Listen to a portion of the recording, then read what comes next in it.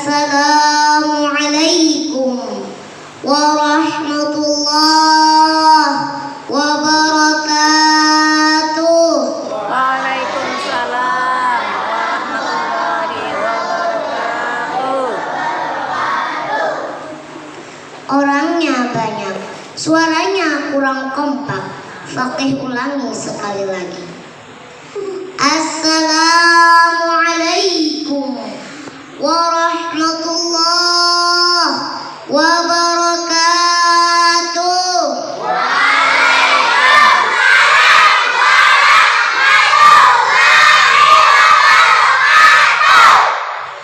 Alhamdulillah, alhamdulillahilladzi syarrafal wujuda bi Muhammadin al-Mahmud wastafa'u fakana khayra mab'udhin wa khayra maulud wa atamma makarimal akhlaq.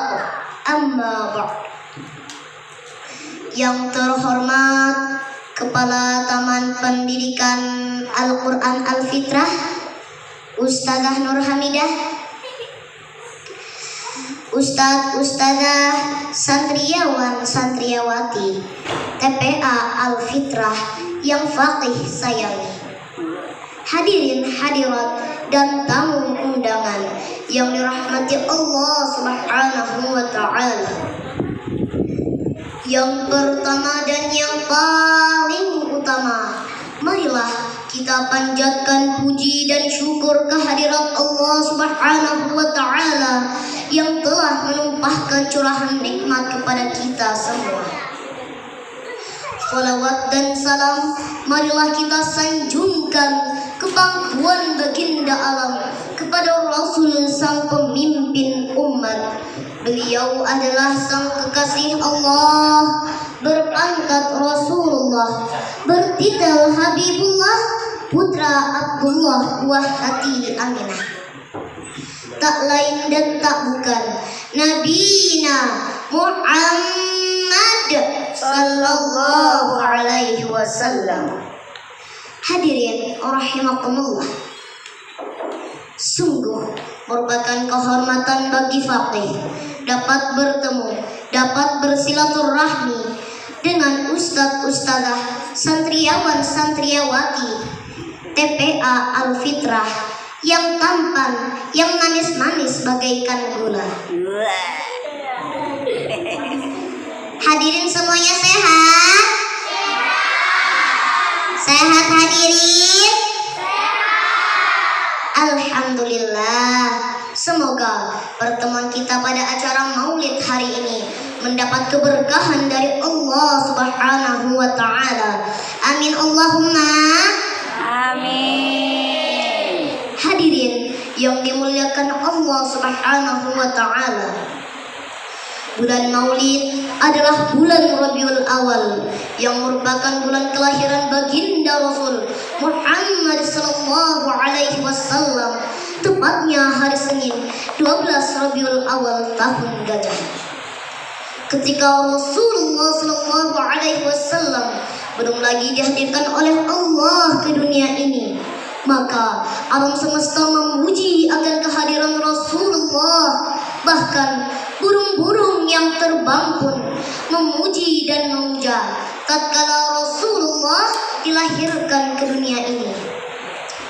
Makanya tatkala kita membaca syair, ada kalimat yang berbunyi, Rahatil atyaru tashdu bilayalil maulidi wa bariqun nuri yabdu min ma'ani ahmadi. Semuanya, Rahatil atyaru tashdu bilayalil maulidi wa bariqun nuri yabdu min ma'ani ahmadi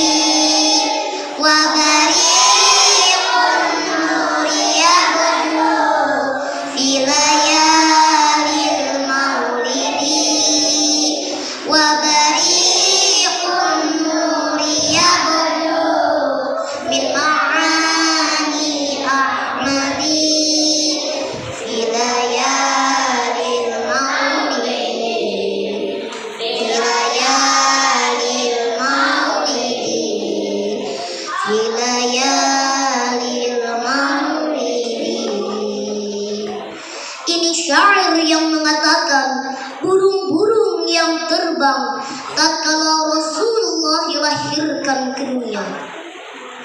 Bumi bergoncang bahagia menyambut kelahiran Rasulullah. Langit-langit gemerlap dan cahaya bersinar terang. Para malaikat gemuruh bertasbih, tahmid dan takbir menyambut kelahiran Rasulullah sallallahu alaihi wasallam.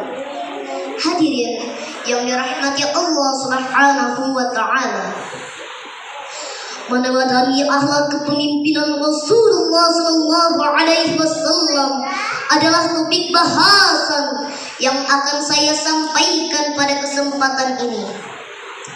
Kalau berbicara tentang akhlak Rasulullah sallallahu alaihi wasallam, sulit rasanya mengukir kata-kata untuk melukiskan keluhuran, keagungan, serta kemuliaan akhlaknya.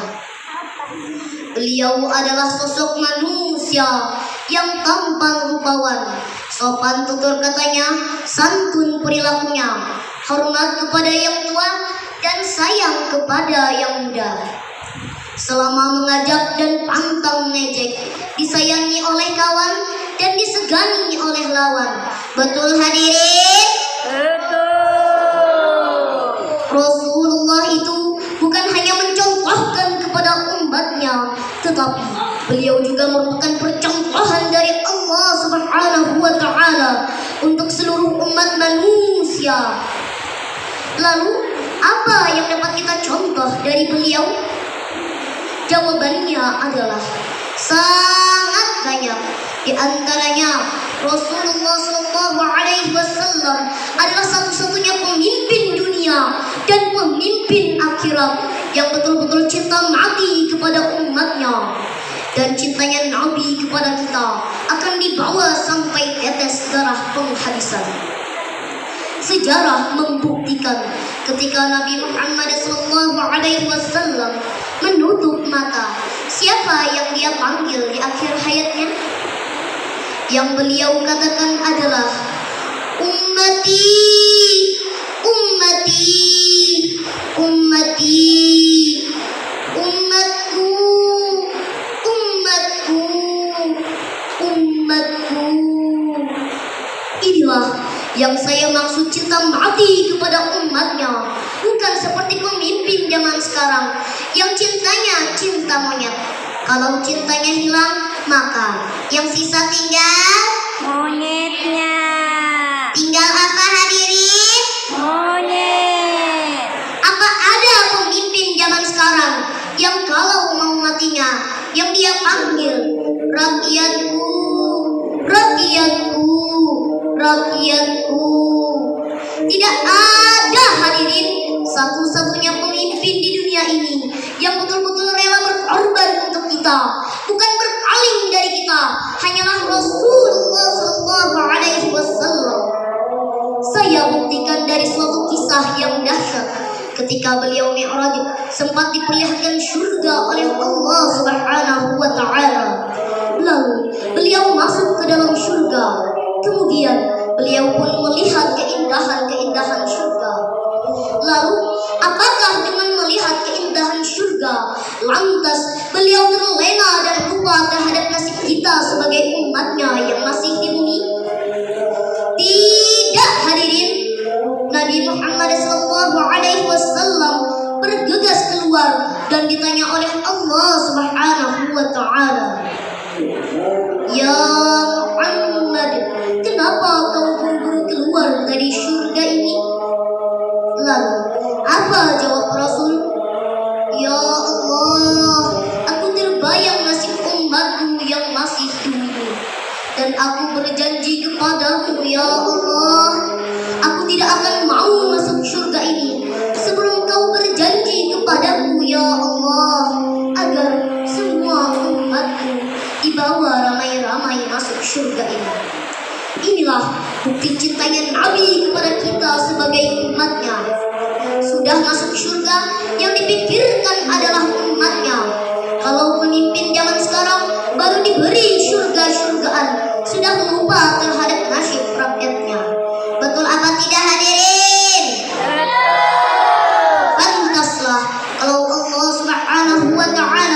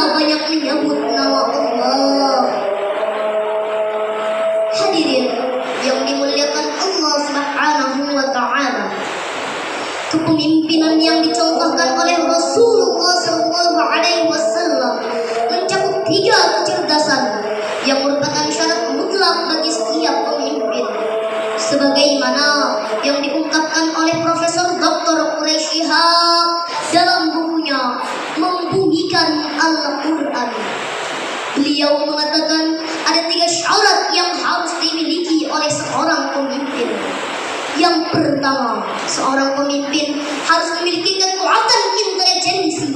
Dalam artian seorang pemimpin harus memiliki kecerdasan yang kuat. Cerdas dalam mengayomi rakyatnya, cerdas dalam menyelesaikan masalah, cerdas dalam berpolitik, cerdas dalam mengatur pemerintahan supaya pemerintahan berjalan sesuai dengan cita-cita luhur negeri tercinta ini. Bukan hanya cerdas menipu dan membohongi rakyat ketika pemilu, bukan hanya cerdas mengumbar janji hanya untuk mendapatkan kursi, dan cerdas menguras uang rakyat dengan jalan korupsi yang makin menjadi-jadi. Betul hadirin? Yang kedua, seorang pemimpin harus memiliki kekuatan emosional. Dalam artian seorang pemimpin harus cerdas mengolah rasa dan perasaan yang tidak hanya mementingkan kepuasan pribadinya saja, tetapi yang paling utama adalah peduli dan lebih mementingkan kepentingan rakyatnya, sehingga keputusan-keputusan yang dicetuskan selalu berpihak kepada kepentingan rakyat dan masyarakat secara luas. Bukan keputusan yang selalu berpihak kepada kepentingan penguasa, sementara rakyatnya terus tertindas dalam keterpurukan dalam berbagai aspek kehidupan sosial, ekonomi, pendidikan, dan lain sebagainya. Yang ketiga, seorang pemimpin harus memiliki kekuatan spiritual, yakni kecerdasan dan kemampuan mempertanggungjawabkan perbuatannya di hadapan Tuhannya. Hadirin yang dirahmati Allah Subhanahu wa taala, kalau seandainya ahlak Rasulullah sallallahu alaihi wasallam bisa dijadikan pijakan dan uswah oleh seluruh umat manusia, terutama oleh para pemimpin di negeri tercinta ini, maka insya Allah Indonesia akan menjadi negara yang maju, rakyatnya damai dan sejahtera, negaranya subur, makmur, gemah ripah majunawi, seperti kota Madinah setelah dipimpin oleh Rasulullah sallallahu alaihi wasallam. Hadirin rahimakumullah, sebagai kesimpulan dari uraian singkat kali ini, saya mengajak kepada hadirin semua, marilah kita jadikan momentum bulan Maulid ini sebagai sarana untuk lebih mengenal dan menambah kecintaan kita terhadap Rasulullah SAW, sehingga kita dapat mencontoh dan mengikuti jejak langkah serta sunnahnya. Amin ya Allah ya Rabbal. Rupanya kita cukupkan sekian uraian singkat dari saya. Mohon maaf atas segala kesalahan dan kekurangannya. Mudah-mudahan bermanfaat bagi kita semua. Kalau tahu Upin Ipin, jangan kau curi ambulan. Kalau mau jadi pemimpin, jadikan Rasul sebagai suri tauladan. Burung nuri, burung merpati, terbang tinggi di udara. Hadirin yang saya hormati, jadilah muslim yang bersaudara. Wabillahi taufiq wal hidayah wa ridha wal inayah. Wassalam.